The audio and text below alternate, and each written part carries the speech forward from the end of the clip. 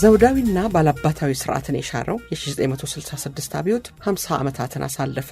በዓለም ላይ ከተካሄዱ ስር ነቀል ለውጥ ካስከተሉ አብዮቶች አይተናነስም የሚባለው የ66 አብዮት የጀመረው በከፍተኛ ደረጃ ተማሪዎች ንቅናቄ ቢሆንም ቀደም ባሉት ዓመትም በኢትዮጵያ የሥርዓት ለውጥን በመሻት ከመፈንቅለ መንግስት ሙከራ አንስቶ በተለያዩ ጊዜያት ህዝባዊ አመጾችና ንቅናቄዎች ተካሂደዋል።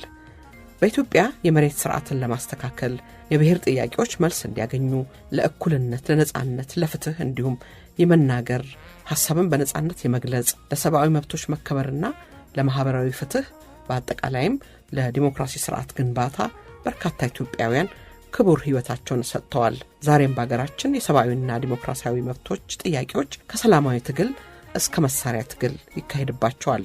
ያም ሆነ ይህ ያለፉት 50 ዓመታት የተማሪዎች ትግል ምን ቅርስ ምን ውርስ ጥሎብን ሄደ የሚለውን መመርመር አስፈላጊ ቢሆንም ያለፉት 50 የለውጥ ዓመታት ሳንካልባና የምንፈልገውን የፖለቲካ ስርዓት አመጡልን ባይባልም አስተዋጽኦ በኢትዮጵያ እስከዛሬ የተካሄደውና እየተካሄደ ያለው የስርዓት ለውጥ እጅግ ከፍተኛ ነው። ይህንን ለውጥ በ50 ዓመታት ዘመኑ ለመቃኘት እንዲያስችለን ከተማሪ ንቅናቄም ሆነ ከዚያ በኋላ በተፈጠሩ የፖለቲካ ቡድኖች ውስጥ የተሳተፉ ያንን ሂደት በቅርብ ርቀት የተከታተሉ ተራማጅ ኢትዮጵያውያን መካከል በጨዋታ እንግድነት መጥተው ከሰጡን ምስክርነት ውስጥ የተማሪዎች ንቅናቄ የተፋፋመባቸውን ዓመታት፣ የመሬት ላራሹን፣ የብሔር ጭቆናን ጥያቄዎች፣ የ66 አብዮትን፣ የተለያዩ ፓርቲዎች ምስረታን፣ የትጥቅ ትግልን በሚመለከት ያጫወቱንን ትዝታቸውን ጸጸታቸውንም ጭምር በተከታታይ ሳምንታት ለእናንተ ለመቅረብ እንዲህ አሰናድተነዋል። ሐሳባቸውን በመጠኑ ለማቅረብ የመረጥናቸው እንግዶች በተማሪዎች ንቅናቄ በአገር ውስጥም ሆነ በውጭ ከፍተኛ ተሳትፎ የነበራቸውን ፕሮፌሰር አንድሪያስ እሸቴ የመጀመሪያው ናቸው። ፕሮፌሰር ገቡ ታረቀ ከተማሪዎች ንቅናቄ አንስቶ በፓርቲ ተሳትፏቸው ይታወቃሉ። ፕሮፌሰር ጆን ማርካኪስ የተማሪዎች ንቅናቄ ከፍተኛ ደረጃ በደረሰበት ወቅት በመምህርነት ኢትዮጵያ መጥተው ከተለያዩ የነጻ አውጪ ቡድኖች ጋር ግንኙነታቸውን ሳያቋርጡ የቆዩ አሜሪካዊ መምህር ናቸው። ዶክተር አማረ ተግባሩ በተማሪዎች ንቅናቄና በፓርቲ ፖለቲካ ተሳትፏቸው ይታወቃሉ። ወይዘሮ ሂሩት አበበ በወጣትነታቸው የፖለቲካ ተሳትፎ ባሻገር አቶ ቀልቤሳን ወደ ፍትህ ለማቅረብ ባደረጉት አስተዋጽኦ በኋላም የቀይ ሽብርን ፍርድ ሂደት ለመሰነድ ያደርጉት በነበረው ጥረት ይታወቃሉ።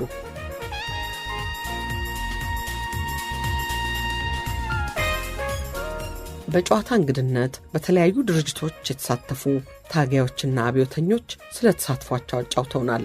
እነዚህን የመረጥናቸው አነሰም በዛ በ50 ዓመት ውስጥ የተካሄዱትን የፖለቲካ እንቅስቃሴዎች ሚዛናዊ በሆነ መንገድ በማየት ሊተነተን የሚገባ ሐሳብ ስለፈነጠቁልን ነው። የእንግዶቻችንን ዝግጅት በተከታታይ ሳምንታት ይዘን እንቀርባለን። ለዚህ ዝግጅት የወሰድነው ከሰፊው ጨዋታቸው ውስጥ በጣም ጥቂቱን ነው።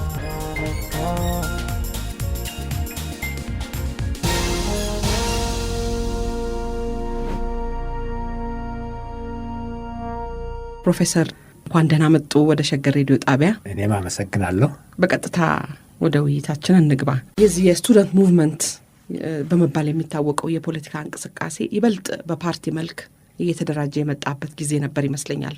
የእርሶም ተሳትፎ እንግዲህ የኢህአፓ አባል ነበርኩ ብለውኛል። በመላው ዓለም ቀዮቹ በመባል የሚታወቁት ወይንም በማርክሲዝም የሚመሩት ሶሻሊስቶቹ ሀሳባቸው የበላይነትን ያገኘ የመጣበት ነበር ማለት ይቻላል። እነዚህ ወጣቶች በአስተሳሰብ ብቻ ሳይሆን ባኗኗራቸውም ይህንኑ መምሰል ነበረባቸው። ከነበረው የፖለቲካ ሁናቴ ጋራ ስለ ቀዩዋ መኪናውም ጨምረው እስቲ ስለሱ ዘመን ያጫውቱ። መጀመሪያው በእንትኑ የኢትዮጵያ ተማሪዎች እንቅስቃሴ ወደ ፓርቲዎች መልክ እየያዘ መምጣቱ እሱን ትንሽ ለካካው ደስ ይለኛል በጣም። ወደ ቀዩዋ መኪና ሳልመጣ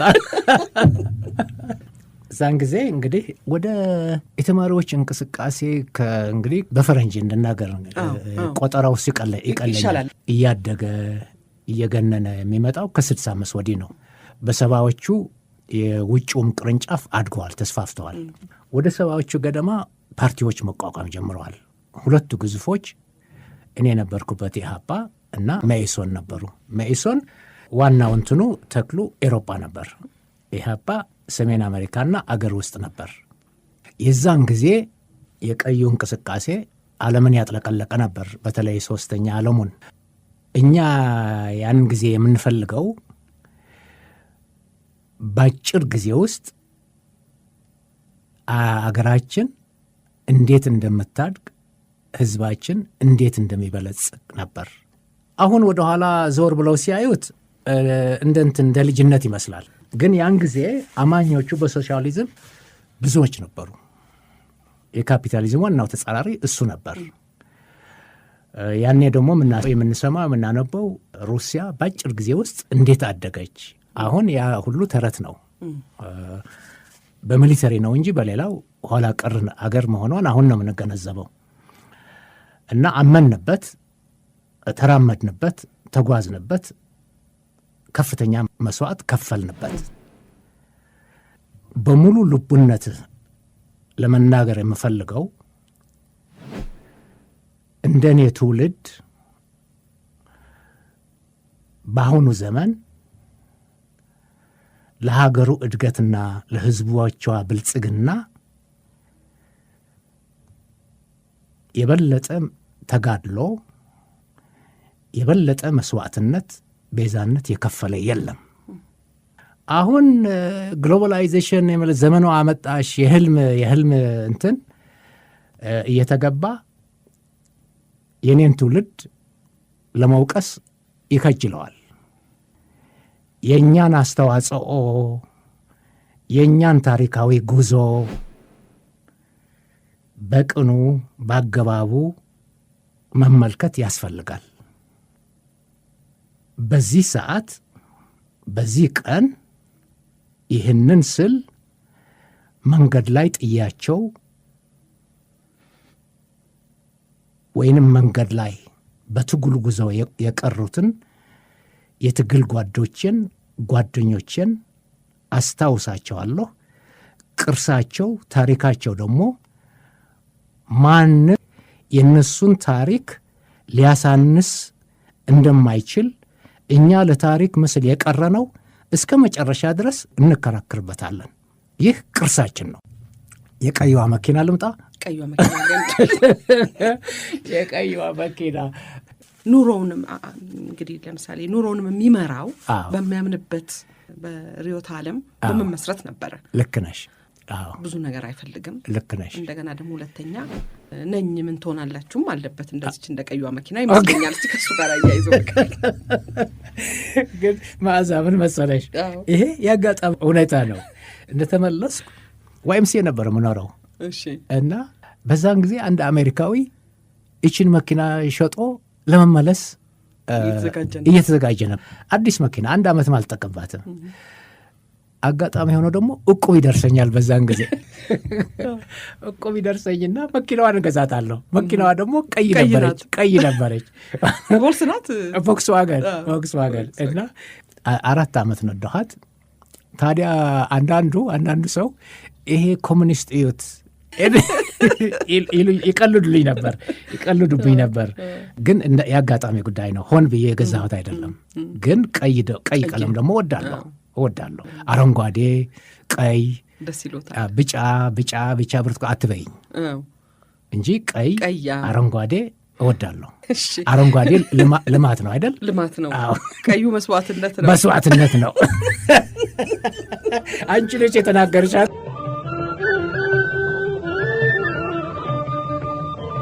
እንደገና እስቲ ይህን ነገር ለመልሶት ነው መሰለኝ ወደዚህ ወደ አብዮት መጣ። እርስዎ ለተጨማሪ ትምህርት ወደ አሜሪካ ሄዱ። ከባድ ውሳኔ ይመስለኛል ፕሮፌሰር። በጊዜው ወይንም የተለየ ተልእኮ ይዘው ሄደው ካልሆነ በስተቀር ስለሱም መነጋገር ይቻላል። ጓዶቹ ብዙ ችግር ደርሶባቸዋል። ቅድም ያነሷቸው ወጣቶች ማለት ነው።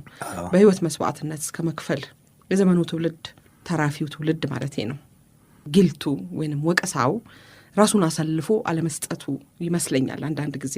እርሶ ዛሬ ታሪክ ነጋሪ ነዎት። ስለ ጊዜው ስለ ሁኔታው የውይይት በር ከፋች ነዎት። እርሶም እንደሚሉት ባለፉት የሩብ ክፍለ ዘመን የእርስ በርስ ጦርነት በኋላ ኢትዮጵያውያን ስለ ዘመኑና ስለ ራሳቸው ያላቸውን የፈጠሩትን ትርጓሜ ወይንም ናሬቲቭ መልሰው እንዲያዩት ለማስቻል ነው ብለው ጽሑፉን ስጽፍ የምጽፋቸውን ጽሑፎች ያንን እንድንወያይበት ነው ብለዋል። ተሳካሎት ፕሮፌሰር? ነው ገና ሊሳካ ነው። እንግዲህ ሀሳቡን አቅርቤያለሁ። በውይይቱ በሚካሄደው ውይይት ተካፋይ ብሆን ደስ ባለኝ።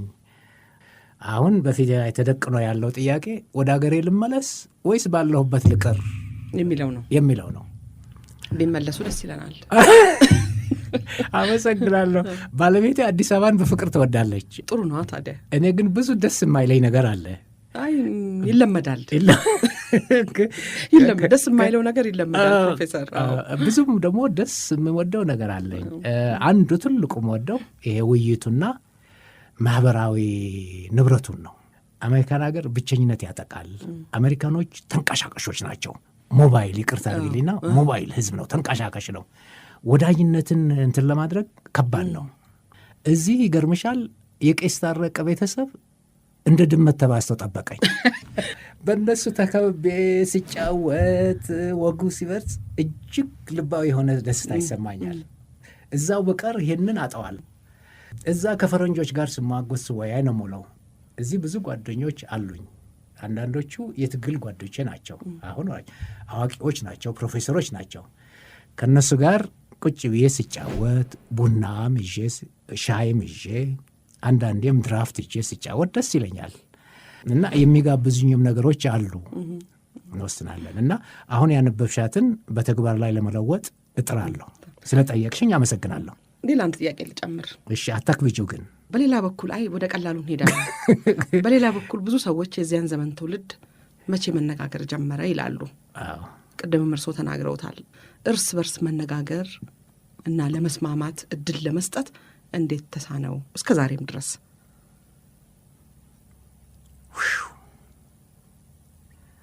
እንዳታከብጂ ብዬሽ ነበር።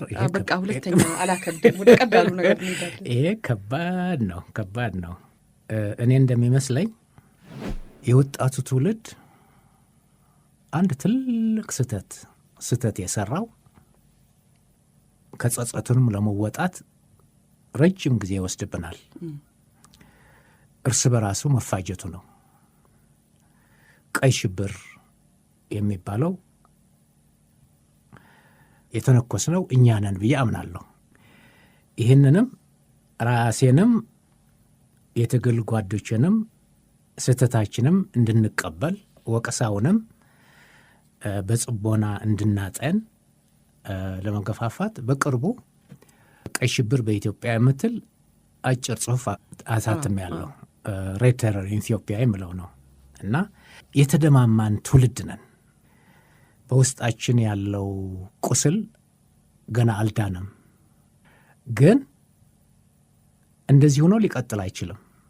እኛ እኮ እየሸመገልን ነው። ይኸውልሽ እኔ 70 ልጠጣት እኮ ነው። ይሄን ቁስል አድኖ ወደፊት ለመወያየት መድረስ ትንሽ ከባድ ነው። ግን በሩ የተከፈተ መሰለኝ። አንድ ምሳሌ ልስጥሽ። እቺ ጽሑፍ እንደወጣች ከሁለቱም በኩል ከኢሃፓም ከመኢሶም መሪዎች የነበሩ ደጋረክ የሚል በኢሜይል ጻፉልኝ። ይህም ምን ማለት ነው? ደህና የሚያደፋፍር ተስፋ የሚሰጥ ነው። መነጋገር ደረጃ የደረስን ይመስለኛል። በሁለቱም በኩል የነበሩ አንዳንዶቹ ደህና መጽሐፍ ጽፈዋል። በመኢሶን አንዳርጋቸው አሰግድ በአጭሩ የተቆጨ ረጅም ጉዞ ይመስለኛል። ወርቅ መጽሐፍ ነው፣ ቆንጆ መጽሐፍ ነው። በኢሃፓ በኩል ደግሞ ክፍሉ ታደሰ 2 ቅጽ ያለው መጽሐፍ ጽፈዋል። ያ ትውልድ የሚለው እኛም አሁን ይሄ መጽሐፍም ከዛው ሊቆጠር ይችላል። መጣጣፍ ጀምረናል፣ መነጋገር ጀምረናል። ሜዳም ላይ ሲፋተጉ ሲደማሙ የነበሩ 2 ጀነራሎች ወደ መነጋገር አንድ ጠረጴዛ መነጋገር ደርሰዋል። እና እንደዚህ ተኳርፈን ተቆሳስለን ለመኖር አንችልም። ትግሉ ገና አልቆመም እኮ ገና ይቀጥላል። ስለዚህ ተኳርፈን ደግሞ ለሀገራችን ለመስራት አንችልም። እርቅ ያስፈልጋል። እርቅ ደግሞ የሚመጣው በንግግር ነው። በእንግሊዝኛ ዳያሎግ ይሉታል። ይህ የተጀመረ ይመስለኛል። ተስፋ ያለው ነው። እኛ ሽማግሌዎች ወጣቱን ያለፈውን ታሪክ በማስተማር የህሊናቸው ንቃት እንዲበረታታ እንዲበለጽግ መገፋፋት፣ ካለፈው ታሪክ ካለፈው ስህተት እንዲማሩ ዳግም እንዳይደገም። በመሰረቱ ታሪክ ራሱን አይደግምም። እኔ እንደውም አንድ ጥያቄ እሱ ልጠይቆት ነበረ። ታሪክ ራሱን ይደግማል የሚል አባባል አለና ልክ ነው ወይ ልሎት ነበረ። መጡልኝ እርሱ። ከባድ ሰው ነሽ። ከባድ። በእኔ አስተያየት ታሪክ ራሱን አይደግምም፣ ግን ሁኔታዎች፣ ክንዋኔዎች በተመሳሳይ መንገድ ሊደርሱ ይችላሉ። ግን ምንም ጊዜ በምንም አይነት ታሪክ ራሱን አይደግምም እና እንደገና የእርስ በርስ መነካካት አይመጣም ለማለት አልችልም። ለምንድን ነው የትውልድ እርስዎ ቫዮለንት ነው ይላሉ? አዎ፣ ለምንድን ነው የሆነው? ትንሽ ላረመሽ። እሺ፣ ያለፉት 30-40 ዓመታት የኢትዮጵያ ታሪክ በጣም ቫዮለንስ እንዴት እንተረጉመው? የደመ ፍሉነት ጊዜ እንበለው። ቆንጆ አማርኛ ወርቅ አባባል ነው እና ዘመን ነበር። እነዚህ በመጽሐፌ የዘረዘርኳቸው ውጊያዎች፣ ጦርነቶች የተካሄዱበት ነው። እንደዚህ አይነቶች ጦርነቶች እንደገና ይደገማሉ የሚል ግምት የለኝም። ግን መነካካቱ፣ መዛዛቱ እንደውም ግጭትም ሊመጣ ይችላል። በመደምደሚያ መጽሐፌም የተሽሆናል ሊመጣም ይችላል የሚል እንትን አለ። ሁለት አብዮቶችም እንዲመጡ ያደረጉ ምክንያቶች እኮ በከፊል እንጂ ሙሉ ለሙሉ ገና መፍትሄ አላገኙም። እና እነዚህ ጥያቄዎች፣ እነዚህ ችግሮች፣ ከችግሩም በላይ ደግሞ የመጀመሪያው ነው የሚታየኝ የድህነቱ ነው። የህዝቡ ብዛት ደግሞ ድህነቱን ያራዝመዋል፣ ያከብደዋል። እና ስለተዋልደው ቁጥር መቆጣጠርም ጠበቅ ያለ በሃይማኖት የተደገፈ ፖሊሲ ምናልባት ማስተላለፉ አይቀሬ ነው ብላለሁ። ምንም እንኳን እንደ ቻይና አንድ ቤተሰብ አንድ ልጅ ባይባል ግንዛቤ ውስጥ መግባትና መጠናት ያለበት ይመስለኛል። እና እነዚህ ሁሉ ችግሮች አሉ፣ ግጭትን ሊፈጥሩ የሚችሉ ማለት ነው። በተመሳሳይ መንገድ እንኳ ባይደርሱ ሊሆኑ የሚችሉ ናቸው። ግን በምንም ጊዜ የእኔ እምነት ነው ታሪክ ራሱን አይደግምም። ታሪክ ሰሪው ሰፊው ህዝብ ነው የሚል መፈክር ነበር። ብዙዎቻችን ድምፅ የሌለን የታሪካችን ሂደት ተመልካች ነን ማለት ይቻላል ነውም አይደለምም ለማለት ይቻል ይሆን? አይደለም ማለት ያለ ህዝብ ተሳትፎ ታሪክ አይሰራም የሚል እምነት አለኝ። ያሳለፍናቸው ሁለት አብዮቶችም ያለ ህዝብ ተሳትፎ አልተደረጉም፣ ሊደረጉም ሊከናወኑም አይችሉም ነበር። አንድ በኩል ደግሞ ብዙዎቻችን ተመልካቾች ነን፣ ተሳታፊዎች ነን አይደለም ያልሽውም እውነተኛነት አለው። እንቅስቃሴዎች በአንድና ሁለት መሪዎች፣ ግለሰቦች ወይንም በአንድ ፓርቲ በአንድ ቡድን ተወስኖ ሲቀር ህዝቡ ተካፋይ ሳይሆን አጨብጫቢ፣ አጃቢ፣ ሰሚ ሲሆን ሁለተኛ ያልሽውን የሚደግፍ ነው። ተመልካችነት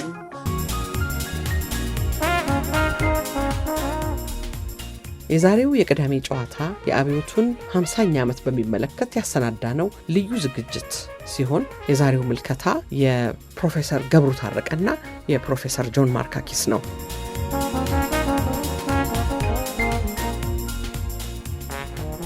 ፕሮፌሰር ማርካኪስ ለመጀመሪያ ጊዜ ወደ ኢትዮጵያ የመጡት በ1950ዎቹ ይመስለኛል። ትክክል ነሽ። ትውልዶ ግሪክ ቢሆንም ያደጉት አሜሪካ ነው አይደል? አዎ፣ የኢኮኖሚ ስደተኛ ነኝ። ማለቴ በዚህ የቅዳሜ ጨዋታ ላይ ቃለ መጠይቆን የሚያዳምጥ ሰው ጆን ማርካኪስ ማን ናቸው ማለቱ አይቀርም ብዬ ነው። ሰው ሊያውቆት ይፈልጋል።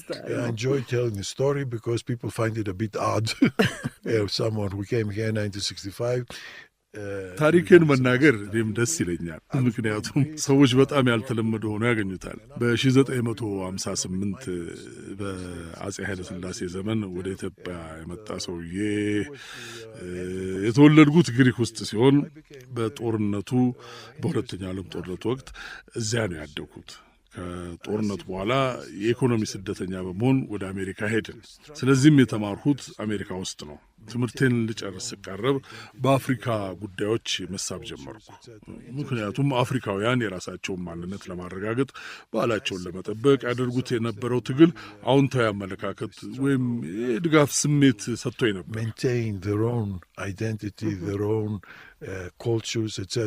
አሜሪካ ውስጥ ላለው ነው የለም እዚሁ አፍሪካ ውስጥ የሚደረገው ነው። በዚያን ወቅት አሜሪካ ውስጥ የተለያዩ ማዕከላት ነበሩ። የአፍሪካ ጥናት ማዕከላት፣ የኤሽያ ጥናት ማዕከላት ወዘተ የሚባሉ ነበሩ። አሜሪካ ዓለምን ለመቆጣጠር ዝግጅት እያደረገች ስለነበረ ከአውሮፓውያን በተለየ መንገድ ልክ ነሽ። አፍሪካን በተመለከተ ምንም ተሞክሮ አልነበራቸው። አፍሪካ ውስጥም የቅኝ ግዛት አልነበራቸውም። እናም አውሮፓውያን ቅኝ ገዢዎችን ከቅኝ ግዛቶቻቸው ለማስወጣት ግፊት ያደርጉ ነበር። እናም የፌዴራሉ መንግስት እነዚህን ማዕከላት መስርቶ ለተማሪዎች ስለ አፍሪካ እንዲያጠኑ የትምህርት ዕድል ይሰጥ ነበር። ወደ አፍሪካም ሄደው ለተወሰነ ጊዜ ስራ ከሰሩ በኋላ መረጃዎች አሰባስበው መጽሐፍ እንዲጽፉ፣ ከዚያም ወደ አሜሪካ ተመልሰው በተለያዩ ኮርፖሬሽኖች ውስጥ እንዲቀጠሩ፣ የምሁራን ክበባትን እንዲያገለግሉ ያደርግ ነበር። እናም እኔ ስለ አፍሪካ የማወቅ ጉጉት አደረብኝ። አፍሪካ ምን አይነት ናት? ምክንያቱም በዚያ ወቅት አፍሪካ የምዕራባውያንን ስልጣኔና ፈሊጥ እንዲቀበሉ ጫና እየተደረገባቸው ነው የሚል አይነት ስሜት ነበረኝ። በዚያው ወቅት አፍሪካውያን የጻፏቸውን መጽሐፍትም አነብ ነበር። ለምሳሌ የአቼቤን ቲንግስ ፎል አፓርት የተሰኘ መጽሐፍ አንብቤ በጣም ተመስጬበት ነበር። ስለዚህም ፍላጎት ስላደረብኝ አፍሪካን የሚመለከቱ የትምህርት አይነቶችን ተከታተልኩ። እንደሚመስለኝ በኮሎምቢያ ዩኒቨርሲቲ በአፍሪካ ጉዳዮች በዶክትሬት ዲግሪ ለመመረቅ የመጀመሪያው ሰው ሳልሆን አልቀርም። I was, I think, the first graduate with a doctorate with a specialty on Africa in Columbia University. ማንም ሰው ስለ አፍሪካ ለማጥናት አለመፈለጉ ይገርማል። እንግዲህ ትኩረት የሚገባው የትምህርት ዘርፍ አድርገው ብዙም አላሰቡበትም ነበር። እንዲሁም ደግሞ ስለ አፍሪካ ክህሎትና እውቀት ለማግኘት የሚደረግ ጥረት አካል የሆነ ለአሜሪካውያን አፍሪካ ውስጥ የማስተማር ስራ እንዲሰሩ ስራ የሚያፈላልግ አንድ ኤጀንሲ ነበር እና ወደ እነርሱ ሄድኩ። እነርሱም ናይጄሪያ ስራ እንደሚያገኙ ነገሩኝ። ናይጄሪያ ገና ነጻ መውጣቷ ነበር። ትኩስ ብሔርተኝነት ስሜት፣ ፓርቲዎች፣ ምርጫ ወዘተ እያቆጠቀጡ የነበሩበት ወቅት ነው። እናም ወደዚያ ለመሄድ ወሰንኩ። ነገር ግን በመጨረሻው ሰዓት ስራው አልተሳካም አሉኝ። ሌላ ሀገርስ ብዬ ጠየኳቸው። ለነገሩ አንድ ሀገር ነበር፣ ግን ማንም ወደዚያ ለመሄድ አይፈልግም አሉኝ። የት ነው እሱ ስል ኢትዮጵያ አሉኝ። ኢትዮጵያ ውስጥ ምንም አልነበርም። መካከለኛው ዘመን ላይ ነበረች። ብሔርተኝነት የለም፣ የፖለቲካ ፓርቲ የለም፣ ምርጫ የለም፣ ምንም ነገር አልነበረም። የንጉሱ ዘመን ነበር። አዎ የንጉሱ ዘመን ነበር። ከዚያ በቃ ይሁን እዛ ሄዳለሁ አልኩኝ። ከዚያ ስለ ኢትዮጵያ የተጻፈ ነገር ለማግኘት ሞከሩ። ግን ማግኘት የቻልኩት በጣም የምንት ነበር። ስለ ኢትዮጵያ የሚያውቅ አንድም ሰው አልነበርም። ኒውዮርክ የሕዝብ ቤተ መጻሕፍት ውስጥ ያገኘኋቸው ጥቂት መጻሕፍት ነበሩ። የሆነ ሆኖ ግን መጣሁ። በእውነቱ ምንም ነገር ሳላውቅ ምን እንደሚጠብቀኝ እንኳን ሳላውቅ ነበር የመጣሁት እና እንደመጣሁ የፖለቲካ ሳይንስ ትምህርት ክፍል ለማስተማር ሄድኩ። የትምህርት ክፍሉ ሊቀመንበር ጠና ያለ በጣም ወግ አጥባቂ የሆነ ጅንን ፖላንዳዊ ሰው ነበር። ፕሮፌሰር ዡድሪስኪ ይባላል። የተቀጠረው ዩኒቨርሲቲውን አይቆጣጠሩ በነበሩት ጄዝዊቶች ነበር። እሱንም የትምህርት ክፍሉን ስርዓተ ትምህርት የምናስተምራቸውን ትምህርቶች ዝርዝር ማየት እችላለሁኝ ስል ጠየቅኩት። ሰጠኝና አየሁት። በስርዓተ ትምህርት ውስጥ የኢትዮጵያን ፖለቲካ የሚመለከት አንድም ትምህርት አልነበረም። ይሄ በጣም ይገርማል። ለምንድን ነው የሌለው ስል ጠየቅኩት። እርሱም በኢትዮጵያ ፖለቲካ ላይ አንወያይም አለኝ። ለምን አልኩት። ፖለቲካ የንጉሠ ነገሥቱ ኃላፊነት ነው፣ ሌላ ማንንም አይመለከትም። ንጉሠ ነገሥቱ የሚሰሩትን ማንም አይጠይቅም አለኝ። እንዲህ ከሆነ ታዲያ የፖለቲካ ሳይንስ ትምህርቶች ለምን አስፈለጉ ስለው ዩኒቨርሲቲዎች ሁሉ የፖለቲካ ሳይንስ ትምህርት ክፍል ስላላቸው ነው አለኝ። እና በዩኒቨርሲቲው ባለሥልጣናት አካባቢ የነበረው አስተሳሰብ በአንድ በኩል ይህን ይመስል ነበር። ለዚሁ ሰው ስለዚህ ጉዳይ ተማሪዎቹ ምን ያስባሉ ብዬ ጠየቅኩት። ማሰብ አይጠበቅባቸውም አለኝ። ወዲያው ግን እኔ ራሴ ከመጠየቄ በፊት አሰብ ማድረግ እንዳለብኝ ተሰማኝ። ወዲያው ከተማሪዎቹ ጋር ከተዋወቁ በኋላ ግን የሚያስቡት ነገር በሙሉ ፖለቲካ መሆኑን ተረዳው። የተማሪዎች ንቅናቄ እንደተጀመረ ነበር። ይሄ እንግዲህ የክብር ዘበኛ ወታደራዊ መፈንቅለ መንግስት ከተሞከረ በኋላ ነው ወይስ ሌላ ጊዜ ነው? አዎ እርሱ በ1953 አልነበር? This was now 65 and the students have had the first demonstration which was lent to the Tiller. ይሄኛው በ1958 ላይ ነው። ተማሪዎቹ መሬት ላራሹ በማለት የመጀመሪያውን ሰልፍ ያደረጉበት ዓመት ነው። ይሄ መሰረታዊ ጉዳይ ነው። ይሄ ጉዳይ ለምን የተማሪዎቹ ዋነኛ ጥያቄ ሆነ? በእርግጥ መንግስት ግራ የተጋብቶ ነበር። ተማሪዎቹ ለምን ይህን ጥያቄ እንዳነሱ ሊገባቸው አልቻለም። ምክንያቱም ተማሪዎቹ ልሂቃን ነበሩ። የሚማሩት በነጻ፣ የሚመገቡት በነጻ፣ የመኝታ ቤት በነጻ እያገኙ ተምረው እንደጨረሱ በቀጥታ የመንግስት ስራ ይቀጠራሉ። ታዲያ ምን ጎደለን ብለው ነው? ምን አስጨነቃቸው ተባለ? ስለ መሬት ምን እንዳስጨነቃቸው አልተረዱም። ከዚያ በኋላ በየዓመቱ የተማሪዎቹ ሰልፍ ቀጠለ። ዩኒቨርሲቲውም በየጊዜው እየተዘጋ ይከፈት ጀመረ። ከፖሊስ ጋር መጋጨት ተጀመረ። መጀመሪያ አካባቢ ተማሪዎቹ እኔን ይጠራጠሩ ነበር። ምክንያቱም በየዋህነት ስለ አሜሪካ የፖለቲካ ስርዓት በማስተማር ነበር የጀመርኩት። አንዱ ሌላውን ስለሚቆጣጠርበት ይሄ ቼክ ኤንድ ባላንስ ስለሚባለው ስርዓት ወዘተ አስተምራቸው ነበር። በግርምት እያዩኝ ለተወሰነ ያህል ጊዜ ጠበቁኝና ኋላ ስለ አብዮት ምን ታስባለህ ብሎ ጠየቁኝ። ፕሮፌሰር ጁደሪስኪ ደግሞ በግልጽ ቋንቋ ክፍል ውስጥ ስለ ህዝባዊ አመፅ በፍጹም እንዳታወሩ ብሎ ነግሮኛል። ይህን ጉዳይ እንደምን ላስተናግደው እንደሚገባኝ ስላላወቅኩ ተማሪዎቹ አልወደዱኝም። What do you think about revolution? Professor Judriski told me specifically never discuss revolution. And I insisted. And because I didn't know how to handle it, they didn't like it. ተማሪዎቹ እነማን ነበሩ? ያስታውሷቸዋል? አዎ ከትላልቆቹ አብዮተኞች የተወሰኑት ነበሩበት። እርስዎ ክፍል ውስጥ? አዎ ጥላሁን ግዛው ነበረ፣ ዘሩ ክሽን፣ አጋብሩ መርሻ አለ። ማን ነበር እንኳ ከሁሉም የበለጠ ስም ያለው ማን ነው? እሱ የመጀመሪያውን አውሮፕላን ከጠለፉት አንዱ ነው። ማን ነበረ ስሙ? አስታውሰዋለሁ። ዋለልኝ ከተማሪዎቹ አንዱ ነበር። ዋለልኝ ከዋለልኝ ጋር በጣም ቅርበት ነበረኝ። ከእርሱ የተጻፈልኝ ደብዳቤም አለኝ። ምክንያቱም እኔ ከኢትዮጵያ ከመልቀቄ ጥቂት ገደም ብሎ ተይዞ ታስሮ ነበር። እኔም ደብዳቤ ጻፍኩለት። የመጀመሪያውን መጽሐፌን መታሰቢያ ያደረጉት ለነዚያ እንዴት ማሰብ እንዳለብኝ ላስተማሩኝ ተማሪዎች ነው። ምክንያቱም ከተማሪዎቹ ጋር በመቀራረብ እነርሱ ያነቡት የነበረውን ማንበብ ጀመሩ። እነርሱ ያነቡ የነበረው ደግሞ የፍራንስ ፋኖንን ረሽድ ኦፍ ዘ እርዝ፣ የማኦ ሴቱንግን ቡክ ኦፍ ኮንትራዲክሽን የመሳሰሉትን መጽሐፍት ነበር። ስለዚህም የመጀመሪያውን የክረምት ወራት እረፍቴን ይህን እያደረጉ አሳለፍኩና ከዚያ ተማሪ ቤት ሲከፈት ከእነርሱ ጋር በኩል ደረጃ ለመወያየት ቻልኩ። ከዚህ በኋላ ከብዙዎቹ ጋር በጣም ጥሩ ጓደኛቸው ሆንኩኝ። ስር ነቀል ለውጥ ፈላጊዎቹ በፖለቲካ ሳይንስ ትምህርት ክፍል ውስጥ ነበሩ። እዚያ ነበር የተከማቹት ልበልሽ። ቀዳሚዎቹ ህዝባዊ ሰልፎች መሪዎች እነርሱ ነበሩ። ሀሳባቸውን እደግፈዋለሁ። ነገር ግን ነውጥ ለመፍጠር ሁከት ለማቀጣጠል በነበራቸው ቁርጠኝነት እረበሽ ነበር። በመጨረሻ ግን ያን ማድረጉ ተሳካላቸው። በሕይወት የተረፉትን አውሮፓና አሜሪካ አገኛቸው ነበር። እንዲሁም የፒኤችዲ ጥናት ለሰሩት የውጭ ፈታኝ ሆኛለሁ። እና ያ ጊዜ በኢትዮጵያ የቆየሁባቸው የመጀመሪያዎቹ 4 ዓመታት ናቸው። በአራተኛው ዓመት መጨረሻ ለመጽሐፍ የሚሆን በርካታ የጽሑፍ መረጃዎች መሰብሰብ ችዬ ነበር። ለመጀመሪያው መጽሐፍ ሆኖ? አዎ፣ ርዕሱ ኢትዮጵያ አናቶሚ ኦፍ ትራዲሽናል ፖሊቲ የሚል ነው። የኃይለ ሥላሴን አገዛዝ በሰፊው የሚሸፍን ነው። መጽሐፉ የኃይለ ሥላሴን አገዛዝ ጥልቀት ባለው መልኩ ይሸፍናል። ነገሮች ይከናወኑበት የነበረው ሁኔታ በጣም አስደንቆኝ ነበር። መካከለኛው ዘመን ላይ ያለ በሚመስል ማህበረሰብ ውስጥ አገር በቀል የሆነ በግሩም ሁኔታ የተደራጀ የፖለቲካ ስርዓት ማየት ለማመን የሚያዳግት ነበር። የአሰራር ልማዶች አሉት፣ የኃላፊነት መግለጫ ማዕረጎች ያለበት፣ ደንቦች የተደነገጉበት፣ ይህን የመሳሰሉ ነገሮች ያሉት የተሟላ የፖለቲካ ስርዓት ነበር። ደግሞም ይሠራ ነበር እስከ ወደቀበት ጊዜ ድረስ። የሥርዓቱ ማዕከል አፄ ኃይለ ሥላሴ ነበሩ። አስገራሚ ሰው ናቸው። እርሳቸውን በመቃወም ብዙ እናወራ ነበር። አሁን ግን ኃይለ ሥላሴ በጣም የሚደነቁ ሰው ናቸው እላለሁ። በፖላንዳዊ ጋዜጠኛ የተጻፈውን ንጉሠ ነገሥቱ የተሰኘውን ትንሽዬ መጽሐፍ አይተሽዋል? አላነበብኩትም፣ ግን ስለ መጽሐፉ ሰምቻለሁ። ስለ አፄ ኃይለ ሥላሴ የመጨረሻዎቹ ዓመታት የሚተርክ ነው። ቢቢሲ ወደ ተውኔት ቀይሮታል። እኔም ተመልክቼዋለሁ። ተሰርቷል? ታገኙ ይገባሻል። ቪዲዮም ማግኘት የሚቻል መሆን አለበት። አንድ ተዋናይ ብቻ ነው የሚተውንበት።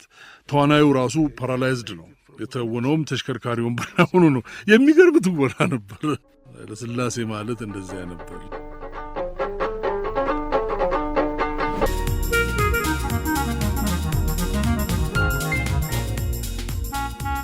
የዛሬው የቅዳሜ ጨዋታ የአብዮቱን 50ኛ ዓመት በሚመለከት ያሰናዳ ነው ልዩ ዝግጅት ሲሆን የዛሬው ምልከታ የፕሮፌሰር ገብሩ ታረቀና የፕሮፌሰር ጆን ማርካኪስ ነው።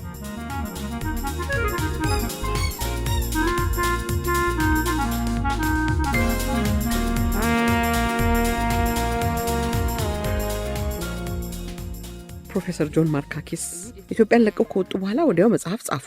ክላስ ኤንድ ሪቮሉሽን የሚለውን። ትክክል ነሽ። በ1970 ነበር። I told you I want to see this famine relief station. It was headed by እንደነገርኩሽ ነጋየለ ወደሚመራው ለጉዳተኞች የድርቅ እህል የሚከፋፈልበት አካባቢ ሄጄ ነበር። ነጋ በዩኒቨርሲቲ ረዳት መምህር ነበር። እኔ ተማሪ ነበር። ከዚያም ወደ አሜሪካ ሄዶ ሁለተኛ ዲግሪ ይዞ መጣ እና እሱ እስቲ እና እዚህ የሚሰሩትን ተማሪዎች አነጋግራቸው አለኝ። በጣም የሚያስገርሙ ተማሪዎች ነበሩ። የሚገርም ዲሲፕሊን ነበራቸው። ወጣት ወንዶችና ልጃገረዶች ነበሩ። ሁሉም በጣም ቀጫጭን ቆልማማ ነገሮች ናቸው። በጣም ኮስታራ፣ ኮምጫጫ ብላቸው ይሻላል። ኮምጫጫ የሚለው ቃል ነው በትክክል የሚገልጻቸው። ከዘመቻው በኋላ ነው ወይንስ? በዘመቻው ወቅት ነው። እና ማታ ላይ በሳት ዙሪያ ተቀምጠን የሆነ ነገር እንዲሁ የኢትዮጵያ አብዮት እንዴት አስገራሚ እንደሆነ ምናምን ማውራት ጀመርኩ። እነሱ መጀመሪያ ምንም አላሉ፣ ግን በተናገርኩት እንዳልተስማሙ ከሁኔታቸው ተረድቼ ነበር። በኋላ የለም አንተ የማርክሲዝምን ሚና አታውቀውም አሉ። ትናንሽ ልጆች እኮ ናቸው፣ ደግሞም ትክክል ናቸው። እነርሱ በተረዱት መንገድ እና ወታደራዊ መንግስት አብዮቱን ጠልፎታል። ስለዚህም ተመልሰው በመሄድ ነገሮችን ወደ ኋላ ለመመለስ ዘመቻውን ለማሰባሰቢያ እንደሚጠቀሙበት ነገሩኝ። እኔ እንዲህ ሲሉኝ ተረበሽኩ። እናም ለነጋ እንዴት እንዲህ በአጭር ጊዜ ውስጥ የቀቢጸ ተስፋ ስሜት ውስጥ ልትገቡ እንደቻላችሁ ሊገባኝ አልቻለም አልኩት። Nega, I don't understand. How is it that you so quickly became disillusioned? And he said, well, you have to study this period. You weren't here to see what happened. ምን መሰለ፣ ይሄኛውን ወቅት ማጥናት ይኖርብሃል። ምን እየተካሄደ እንደሆነ እዚህ ሆነህ ለማየት አልታደልክም አለኝ። እኔም እሺ እንግዲያውስ ጥናቱን አብረን እንስራው አልኩትና 1 ወይም 2 ወር አብረን አሳለፍን። ከቆቦ ተመልሶ ወደ ዩኒቨርሲቲ መጣ። ዲሞክራሲያንና የሰፊው ሕዝብ ድምፅ የሚሰኙ በራሪ ወረቀቶችን ይዞ መጥቶ ነበር እና መከራከሪያዎቹን ያስረዳኝ ነበር። እሱ ራሱ ነግሮኝ ባያውቅም የዲሞክራሲያ የኤዲቶሪያል ቦርድ አባል ነበር፣ የኢሃፓ አባል ነበር። እሱ ግን አንድም ቀን ነግሮኝ አያውቅም። ነገር ግን በግምት አውቄው ነበር። ኢሃፓ የሚባል ድርጅት እንዳለ አውቅ ነበረ። የስር ነቀል ለውጥ አራማጆች ዘነ ሲመጡ ሲገቡ ሲወጡ ከዚያም ልም ብሎ ሲጠፉ አይ ነበር። እናም ከአዲስ አበባ እየወጡ ወደ አሲምባ ይሄዱ ነበር እና ነጋን ያ ልጅ ጠፋ፣ ያኛው ሴት ነው ያለው እያልኩ ጠይቀው ነበር። በጣም ረጋ ብሎ ጠፍቷል፣ እሱኛውም ጠፍቷል ይለኛል። የሆነ ሆኖ መጽሐፍ ለመጻፍ ወሰነን። ከዚያ እኔ ሄድኩ። ያው ሁሉም ነገር ተበለሻሸ። ነጋም ተገደለ። ከዚያ ግሪክ ውስጥ ቁጭ አልሁና አንድ መጽሐፍ ጻፍኩ። አነስተኛ መጽሐፍ ነው፣ የተቃርኖ ክርክር የሚያቀርብ እንጂ አካዳሚያዊ አልነበረም። And then I sat down in Greece and I wrote that book. It's a small book and it's very polemical. It's not academic. የዘመኑ አይነት ስነ ጽሑፍ ነው። የተቃርኖ ክርክር ጸሐፊ ተደርጌ ተተችቼበታለሁ። ነገር ግን ትክክለኛ ብዬ ያመንኩበት ነገር ነው ያደረግኩት። በወቅቱ ትግል እየተካሄደ ነበር እና እኔ ገለልተኛ መሆን ነበረብኝ። ምናልባትም ይህን ያደረጉት ለጓደኛው ለነጋየለ ብለው ይሆናል። አዎ፣ መጽሐፉን በጋራ ነው የጻፍነው። ከዚያ በኋላ እዚያው ግሪክ ቆየሁ። ተመልሼ ወደ ኢትዮጵያ መምጣት የጀመርኩት ደርግ ከወደቀ በኋላ ነበር። በደርግ ዘመን ለ16 ዓመታት ያህል አልመጣሁም። I started coming back to Ethiopia after the Derg. During the Derg, I didn't come for 16 years. ግን ደግሞ በደርግ ዘመን በሱዳን በኩል አድርገው ታጋዮችን ለመጎብኘት አልመጡም እንዴ? Yes, I couldn't sit still, so... አዎ እንግዲህ አርፌ መቀመጡ አልሆነልኝም። በአካባቢው ይካሄዱ ስለነበሩት የአርነት ንቅናቄዎች ለመጻፍ አሰብኩ። የጥናት ወጪ የሚሸፍንልኝ አግኝቼ ስለነበር ሶማሊያን ጎበኘሁ። ከዚያም የምዕራብ ሶማሊያ ነጻነት ግንባር ሰዎችን አግኝቼ አነጋገርኩ። ኦቦ ሶማሌ የሚባልም ነበር። የእነርሱንም ታሪክ ሰማሁ። ከዚያ ወደ ሱዳን ሄድኩና ኤርትራውያንን አገኘሁ። እነርሱም ወደ ኤርትራ ነጻ ወዳወጧቸው አካባቢዎች ወደ ናቅፋ ወሰዱኝ። እናም አሁን የታጋዮችን የጋለ የትግል ስሜት፣ ለዓላማቸው ያላቸውን ጽናት እና ለመስዋዕትነት የነበራቸውን ዝግጁነት ተመለከትኩ። ታጋዮቹ በሙሉ በጣም ቀጫጭኖች ነበሩ። አንድ ሰው እንዲያውም ኤክቶፕላዝሚክ ይላቸው ነበር። እንዴት የተደራጁ እንደሆኑ ስታይ ነገሩ ሁሉ በጣም የሚገርም ነበር። ኤርትራውያኑ በዛን ጊዜ ራሳቸውን የማስተዋወቅ አይነት ስራ እየሰሩ ነበር። መጀመሪያው ወደዚያ የሄደው ቤንዘል ዴቪድሶን ነበር። ሌሎቹም ሄደዋል። አውስትራሊያዊው የልብ ወለድ ደራሲ ዘ ሮድ ቱ አዝማራ የሚል መጽሐፍ ጽፏል። እኔም በመጀመሪያ ወደዚያ ከሄዱት አንዱ ነበርኩ። እንደ እውነቱ ከሆነ በጣም የተደራጁ ስለነበሩ ሕይወቴንም አድነውልኛል። አንድ የሆነ አይነት ኢንፌክሽን አጋጥሞኝ በጣም ታምሜ ነበር። በጣም ከመታመም የተነሳ ልሞት እንደምችል ሁሉ ሰግተው ነበር። ነገር ግን እነርሱ ሐኪም የሚሏቸው አንድ ወጣት ወንድና ወጣት ሴት ነበሩ። ሴቷን ነርስ ለ3 ቀናት ያህል የተለያዩ ሕክምናዎች እያደረገች ተከታተለችኝና በመጨረሻ ለማገገም ቻልኩ። ሻል ሲለኝ ጊዜ ምን ነው ይህን ያህል አክብዳችሁ አያችሁት? ክፉ ጉንፋን ቢጤ እንደነካኝ ነበር ያሰብኩት አልኳቸው። እርሷ ግን የሰውነቱ የሙቀት መጠን ስንት ደርሶ እንደነበር አውቀዋል አለች። አላወቅኩም አልኳት። ወደ 99 እና 100 እየደረሰ ነበር እኮ አለችኝ። በሕይወቴ ከዚያ ቀደም ታሜ ስለማላውቅ ከፍ ብሎ ነበር ማለት ነው ብዬ ጠየቅኳቸው። በግርምት እያዩኝ በዚያ ሁኔታ ለብዙ ሰዓት ቢቆዩ ኖሮ አንጎሎን ጥብስ ያደርገው ነበር አሉኝ። እኔም አይተርፌያለሁ ማለት ነው አልኩና ልሄድ ስል በጣም አመሰግናለሁ ዶክተር፣ በጣም ጎበዝ የሕክምና ባለሙያ ነዎት አልኩት። አይ ዶክተር አይደለሁም። When I left, I said, thank you, doctor. You're a great medical person. He said, I'm not a doctor. እዛው በረሃ ውስጥ የሰለጠኑ መሆን አለባቸው። በባዶ እግሩ የሚሄድ ዶክተር ነኝ አለ። እና በዚህ መልኩ ከሰበሰብኩት መረጃ ናሽናል ክላስ ኮንፍሊክት ኢን ዘ ሆርን ኦፍ አፍሪካ በሚል ርዕስ ያለው መጽሐፍ ጻፍኩኝ። መጽሐፉ በሱዳን፣ ሶማሊያ፣ በኢትዮጵያ የነበሩትን ንቅናቄዎች በሙሉ ያካተተ ነው። የህዋትም አለበት። ከህዋት ሰዎች ጋር ሱዳን ውስጥ ነበር የተገናኘሁት። ወደ በረሃ አብሬያቸው እንዲሄድ ጋብዘውኝ ነበር። ነገር ግን ከኤርትራውያኑ ጋር ሳለው በጣም ታመሜ ስለነበር ትግራይ ውስጥ ይቆጣጠራቸው ወደ ነበሩት ነጻ መሬቶች መሄድ አልፈለጉም። ነገር ግን ከእነርሱ ውስጥ የተወሰኑትን ካርቱም ውስጥ አግኝቻቸዋለሁ እና ስለ እነርሱ ስለ ጻፍኩኝና የጻፍኳቸውንም ስላነበቡ ጓደኛሞች ነበርን። አሁንም ጓደኛሞች ነን። አሁንም ወዳጆች እንደሆናችሁ እርግጠኛ ነኝ። አንዱን ሰውዬ ፕሮፌሰር ማርካኪስ አስተምረውሃል ወይ ብዬ ጠይቄው አይ እኔን እንኳን አላስተማሩኝም፣ ነገር ግን ሶሻሊስት እንደሆነ አውቃለሁ አለኝ። እንዲያውም በኢትዮጵያውያን ተማሪዎች እንደተጠመቁ ነገረኝ። ይሄ እውነት ነው። ስለዚህም ነው ይህን በመታሰቢያ መልኩ የገለጽኩት። እርግጥ ብዙዎቹ ዛሬ ያንን ፍልስፍና ትተውታል። ግን አዎ ልክ ነሽ። እንደው በዚህ መድረክ ላይ ወደ ንድፈ ሀሳባዊ ውይይት ጠለቅ ብሎ መግባት ባያስፈልገንም እንደማስበው ማርክስ የምዕራቡን ዓለም የካፒታሊስት ስርዓት በመተንተን ረገድ ታላቅ ፈላስፋ ነበር። ዛሬም ቢሆን ከማርክስ የተሻለ ልተነትኝ አትችል። ማንም ከማርክስ የተሻለ አልተነተነም። ነገር ግን የምዕራቡን ዓለም ስርዓት ነው የተነተነው። It was the same as liberal democracy and capitalism because they are both Western products. Both are Western. በምዕራባውያን ለአፍሪካውያን የተሰበከው ሶሻሊዝም ወይም ማርክሲዝም ከሊበራል ዲሞክራሲና ከካፒታሊዝም ጋር አንድ ነው። ምክንያቱም ሁለቱም ምዕራቡን ዓለም ያማከሉና በከፊልም አፍሪካ የራሷ የሆነን እይታ የማዳበር ምርጫ ሊኖራት አይችልም። ከማርክሲስት ወይም ከካፒታሊስት አንዱ መሆን ነው የምትችለው ከሚል የምዕራቡ ዓለም እብሪት የመነጨ ነው። እኔ ይህ ድምዳሜ አልዋጥልሃል። ከዚያም አልፎ በምዕራቡ አስተሳሰብ የተቀረጹት የአፍሪካ ልሂቃን ከዚህ አሳሪ አስተሳሰብ ነጻ ለመውጣት ይታገላሉ የሚለው ተስፋዬም እየተሟጠጠ መጣ። ምክንያቱም ይሄ መውጫ የሌለው አጣብቂ ነው።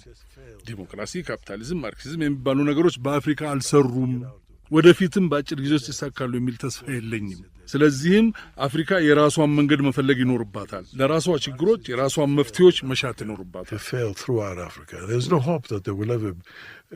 at least for the foreseeable future, Africa has to find its own way, find its own solutions for its own problems. አንዳንድ ሰዎች በተለይም ኢትዮጵያን በተመለከተ ሲናገሩ ከአብዮቱ ወይንም ማርክሲዝም ሌኒዝም ከመምጣቱ በፊት የነበረው ስርዓት እንዳለ ተመንግሎ ከመጣሉ ይልቅ አስፈላጊው ለውጥ ተካሂዶባቸው ሊቀጥሉ ይችሉ የነበሩ አንዳንድ በጎ ገጽታዎችም ነበሩበት። እነዚያን ነገሮች ከናካቴው ከመተው ይልቅ የጎበጠውን በማቃናት ዛሬም ድረስ ልንጠቀምበት እንችል ነበር ብለው ያስባሉ። በሌላ በኩል ደግሞ ዲሞክራሲ ለአፍሪካ አይሰራም ያለው ማን ነው? ይሰራል፣ ሊሰራም ይገባዋል የሚሉ አሉ። ዲሞክራሲን የነጮች ብቻ ማድረግ አፍሪካን ዝቅ አድርጎ መመልከትና ዘረኝነትም ነው ይላሉ። I think racism is ingrained part of Western civilization. Yes. It is. አዎ፣ ዘረኝነት እኮ የምዕራቡ ዓለም ስልጣኔ አንድ አካል ነው። የባሪያ ፍንገላን ተመልከቺ። የባሪያ ፍንገላ ተገቢነት እንደምን መረዳት ወይም መቀበል ይቻላል? የባሪያ ፍንገላን ተገቢ ለማድረግ ሲል ነው አፍሪካውያን ወይም ጥቁሮቹ ከነጮቹ የበታች ናቸው የሚል የዘረኝነት እሳቤን ይዘው የመጡት። እናም አዎ ዘረኝነት አለበት፣ ልክ ነው። በዋነኛነት መታወቅ ያለበት ግን የአፍሪካ ማህበረሰብ ከምዕራቡ ዓለም ማህበረሰብ ጋር ተመሳሳይ አይደለም። የምዕራቡ ዓለም ማህበረሰብ በተለያዩ የለውጥ ሂደቶች ውስጥ አልፎ አንድ የሆነ ደረጃ ላይ ደርሷል። ዴሞክራሲ ደግሞ በምዕራቡ ዓለም የዲሞክራሲ ዕድሜ ምን ያህል ነው? መቼ ነው ጀርመን ዲሞክራሲ ሀገር የሆነችው? ጣሊያንስ ዲሞክራሲ የሆነችው መቼ ነው? ስፔንስ ዲሞክራሲ የሆነችው? ፖርቹጋልስ መቼ ነው ዲሞክራሲ የሆነችው? የባልካን ሀገሮች በሙሉ ዴሞክራሲ የሆኑትስ መቼ ነው? ከጥቂት 10 ዓመታት በፊት እኮ ነው። ያውም በአሜሪካና በሌሎች ሀገራት ትልቅ ጫና ተደርጎባቸው እኮ ነው። ከሁለተኛው ዓለም ጦርነት በኋላ አሜሪካኖቹ አውሮፓን ተቆጣጠሩ። ወታደሮቻቸውን ከዚያ ከመውጣታቸው በፊት ሀገሮች ሁሉ ሕገ መንግሥት እንዲያወጡ ግፊት አደረጉ። ያንውን ለማድረግም ረዱ። የኮሙኒዝም መስፋፋት ስጋታን ለማስወገድ ሲሉም ከፍተኛ መጠን ያለው ገንዘብ አፍሰዋል። ይህን ያደረጉትም የሶቪየት መንግስትን ተጽዕኖ ለመመከት ነበረ። በዚያን ወቅት ከጦርነቱ በኋላ በምዕራቡ ዓለም የኮሙኒዝም መስፋፋት ስጋት በጣም ከፍተኛ ነበር። በውድመቱና በመሳሰሉት ምክንያቶች ማለቴ ነው። የሶቪየት ህብረትን ተጽዕኖ ለመቋቋም የሆነ ነገር መደረግ ነበረበት። ከዚህም አንዳንድ ነገሮችን ለቀቅ አደረጉ። የሰራተኛ ማህበራትን ምስረታ ፈቀዱ፣ መደራጀትን ፈቀዱ፣ የሴቶችን መብቶች፣ የሴቶችን ድምፅ የመስጠት መብት ፈቀዱ፣ ማህበራዊ መንግስት የሚሉትን ነገር ፈጠሩ። ግሪክ ውስጥም እንደዚህ አይነት ነገር አለ። መንግስት ከዚያ ቀደም ያልነበሩበትና አንዳንድ ኃላፊነቶች የተረከበ ለትምህርት፣ ለጤና፣ ለመጓጓዣ፣ ለመልእክት ግንኙነት፣ ለአረጋውያን፣ ለሞት ልጆች፣ ባሎቻቸው ለሞቱባቸው ሴቶች የድጋፍ ድጎማ መስጠት ጀመሩ። ይህ ሁኔታም ዲሞክራሲ ስር የሰደደ ያኗኗር ፈሊጥ መሆን ደረጃ ላይ እስኪደርስ ድረስ ቀጠለ። ነገር ግን የሰራተኛው መደብ በበቂ ድምፅ እንዲወከል ያደረገው የስልጣንና የኃይል ሚዛኑ መስተካከል መጀመሩ ነበር። እስከዚያ ድረስ ሰራተኞች በእንግሊዝ ድምፅ አልነበራቸውም። ሌበር ፓርቲው በ19ኛው መቶ ክፍለ ዘመን መጨረሻ ነው የተመሰረተው። ስለዚህም አውሮፓ ያለፈችበት ዑደት የቀጥተኛ መስመር ባህሪ ነው ያለው። በዚህ ዑደት ውስጥ ዴሞክራሲ በካፒታልና በወዛደሩ መካከል አስታራቂ አማራጭ ሆኖ ነው የመጣው። በአውሮፓ በሚሊዮኖች የሚቆጠሩ ሕዝቦች ከተፈጁበት 2 አስከፊ ጦርነቶች በኋላ ይሄ እኮ ስታስቢው ራሱ ለማመን የሚያዳግት እኮ ነው። አውሮፓውያን 2 የእርስ በርስ ጦርነቶች ተዋግተዋል። ይህ አሁን ደግሞ ወደ 3ኛው እርስ በርስ ጦርነት እያመሩ ናቸው። This is an achievement of democracy or the failure of democracy, I don't know. But it is a European system designed to solve European. ይሄ ዲሞክራሲ ያስገኘው ፍሬ ነው ወይስ የዲሞክራሲ ውድቀት ነው? እኔ ምን እንደሚባል አላውቅም። ነገር ግን የአውሮፓውያንን ችግር ለመፍታት ታልሞ የተነደፈ አውሮፓዊ ስርዓት ነው። ከአፍሪካ ጋር ምንም ግንኙነት ወይም ተዛምዶ የለውም። በየጊዜው ምርጫ ሲደረግ ይታያል። ሌላው ይቅርና በስልጣን ላይ ያለ ፓርቲ ስንት አንዴ በምርጫ ሲሸነፍ እንኳን ማነው ባለፈው አሁን በጋምቢያ የተፈጠረው የተለመደ ነገር ነው። ነገር ግን በአብዛኛው ማለት ይቻላል ይሄኛው ፓርቲ ያሸንፍ ወይም ሌላ ብዙም ትርጉም የለውም። ምክንያቱም ስልጣኑ ላይ የሚወጡት አንድ አይነት ሰዎች፣ ተመሳሳይ አስተሳሰብ ያላቸው እነዚያው የከተማ ልሂቃን ናቸው እና ነገሮቹ ብዙ አይለወጡም። ስለዚህም እኔ ዴሞክራሲ የምዕራቡን ዓለም አይነት ዴሞክራሲ ለአፍሪካ የሚስማማ ወይም ጥቅም ላይ ለማዋል የሚቻልም መስሎ አይሰማኝም። እንዴት አድርጎ ነው ዴሞክራሲ ምንድነው ታዲያ ይበጃል የሚሉት? No, don't ask an outsider what. ይኸውልሽ እዚህ ላይ ነው ነጥቡ። የውጭውን ሰው ምን ይበጃል ብላችሁ አትጠይቁ ነው የምለው። የምንነጋገረው ታሪክ እኮ ስለዚህ ጉዳይ ነው። ልናስወግደው ይገባል የምንለው ይህንን እኮ ነው። ዛሬ ሽበት የወረራቸው የዩኒቨርሲቲ ባልደረቦችን የውጭ ሀገር ሰው ገለጻ የሚያደርግበት መድረክ ላይ ታድመው እያዳመጡ ማስታወሻ ሲይዙ ሳይ በጣም እናደዳለሁ። የሀገሪቱ ችግሮች ምን እንደሆኑ ዛሬም አላወቁም ማለት ነው። ኢትዮጵያ ውስጥ ኖሮ እንኳ የማያውቅ የውጭ ሀገር ሰው ስለ ግጭት አፈታት ዲስኩርስ ያሰማ ብሎ የሚያዳምጡት ለምንድን ነው? አንድ ሰው የኢትዮጵያ ምሁራን እዚህ ሀገር ውስጥ እየሆነ ያለውን ነገር የሚተነትን ጽንሰ ሀሳባዊ የቲዮሪ ጽሑፍ ሊያመነጩ ይገባል ብሏል። አዎ ልክ ነው። ፕሮፌሰር ማምዳኒ መሰሉኝ እንዲህ አሉ የተባሉት። አዎ ማድረግ ያለባቸው ያንን ይመስለኛል። እኔም ግን አሁን ማምዳኒ የት ነው ያለው? አሁን ያሉት አሜሪካ ውስጥ ነው። ይኸውልሽ እንዲህ ነው የሚሆነው። ማንም አፍሪካ ስም ሲያገኝ ወደ አሜሪካ ነው የሚሰደደው። ጸሐፊዎቹ፣ ደራሲዎቹ አሜሪካን ከደረሰ እርሻቸው። Even writers, novelists, etc. And once they're in America, forget about them. በአንድ ወቅት በአዴን ስብሰባ ላይ ተገኝተው የሆነ ጽሑፍ አቅርበው ነበር። የጽሑፉ ርዕስ አምሃራ ዋትስ ኢን አ ኔም የሚል ነበር። ጽሑፉ ውስጥ ከቡጢ ውድድር ጋር እያዛመዱ አንድ ምሳሌ ጠቅሰዋል። ስለ ጽሑፉ ይዘት ትንሽ እንዲነግሩን ፈልጌ ነው። ዋትስ ኢን አ ኔም በስም ውስጥ ምን አለ እና በዚህ ርዕስ ስር ማስተላለፍ የፈለጓቸው ነጥቦች ምንድን ነበሩ? ብአዴን የሚለው ስም አልተለወጠም አይደል? አይ ብአዴን ብሔረ አማራ ዲሞክራሲያዊ ንቅናቄ ፖለቲካ ፓርቲ ናቸው አይደለም? አዎ። የፖለቲካ ፓርቲ ተግባር ደግሞ በምርጫ መፎካከር ነው። Now, what I wanted to say, they didn't ask me to say anything particular, but I just thought, what is there to say? And I prefer to say something provocative. እንግዲህ በዚያ መድረክ ላይ ለማለት የፈለግኩት ምንድን ነው፣ እነርሱ በአንድ የተወሰነ ርዕስ ላይ እንድናገር አልጠየቁኝም።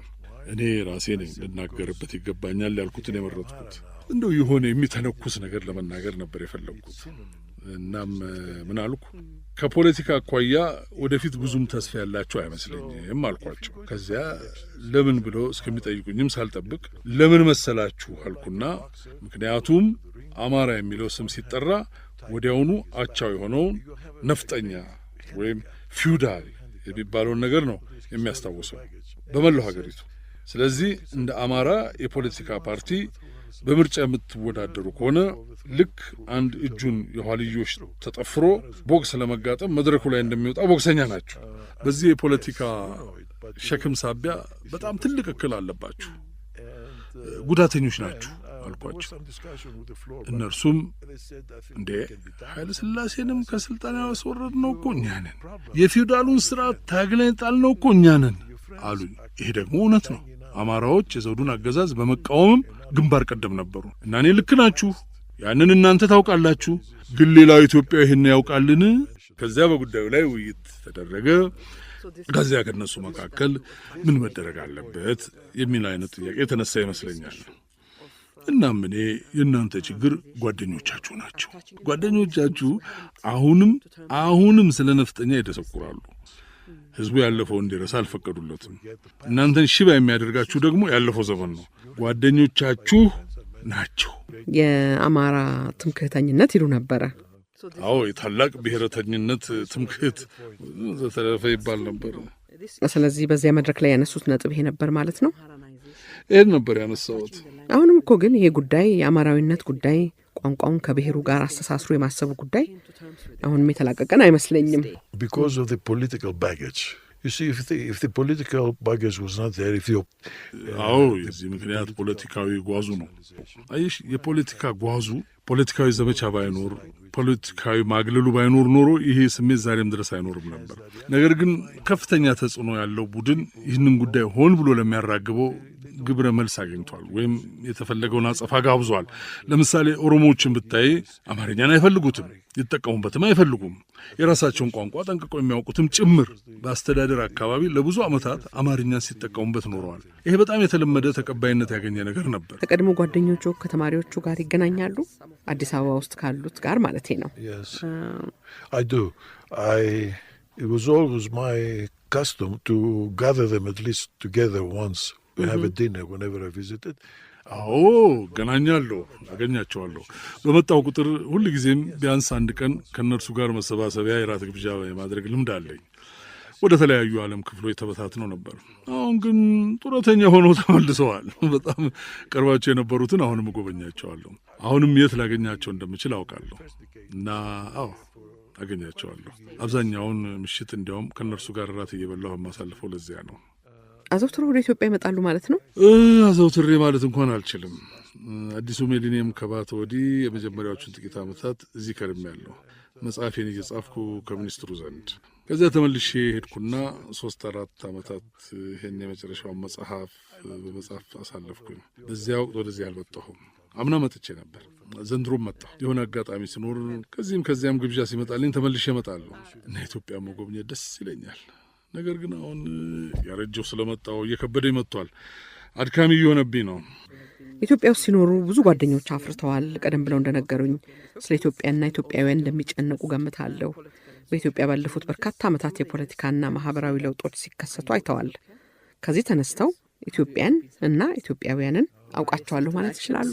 You know, there are two ways of looking at things. One is the macrochronic way, the longue durée that they say, you know, you're looking, and I have this thing going back. እንግዲህ ነገሮችን በሁለት መንገድ መለየት ይቻላል።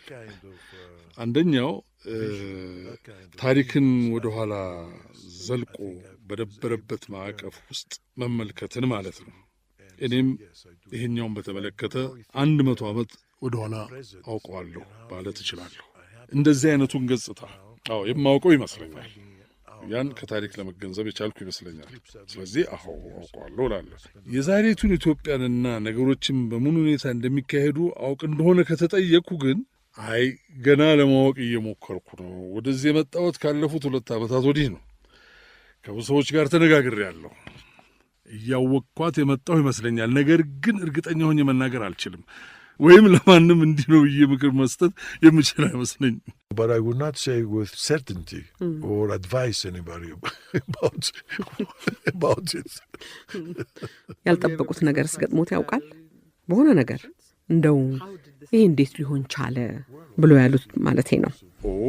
አዎ የንጉሠ ነገሥቱ ስርዓት መውደቅ፣ በደርግ ጊዜ የሆኑት ነገሮች፣ እነዚህ ነገሮች በሙሉ አስደንጋጭ ነበሩ፣ በጣም አስደንጋጭ ነበሩ።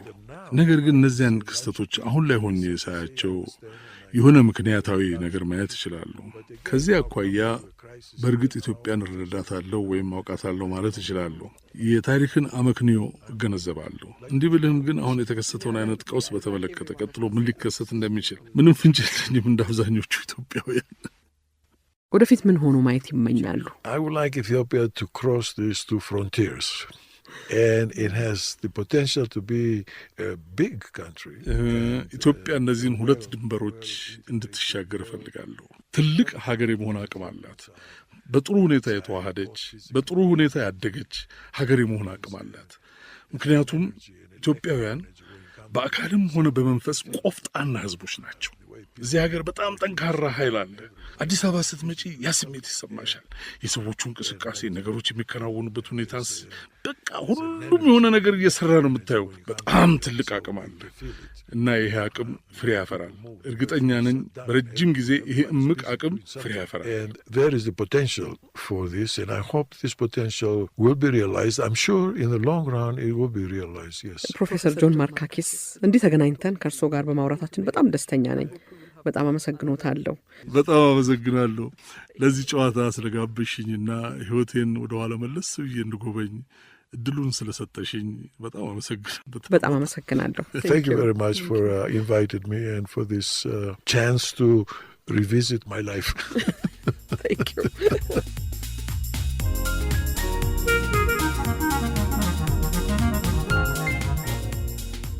የአብዮቱን 50 ዓመት ለማስቃኘት ያሰናዳነው ዝግጅት የመጀመሪያው ክፍል ይህን መሳይ ነበር። ተከታዩን ከጥቂት ፋታ በኋላ ይዘንላችሁ እንቀርባለን። ለአሁኑ ለመሰናበቻችን ይህን ዜማ መርጠናል።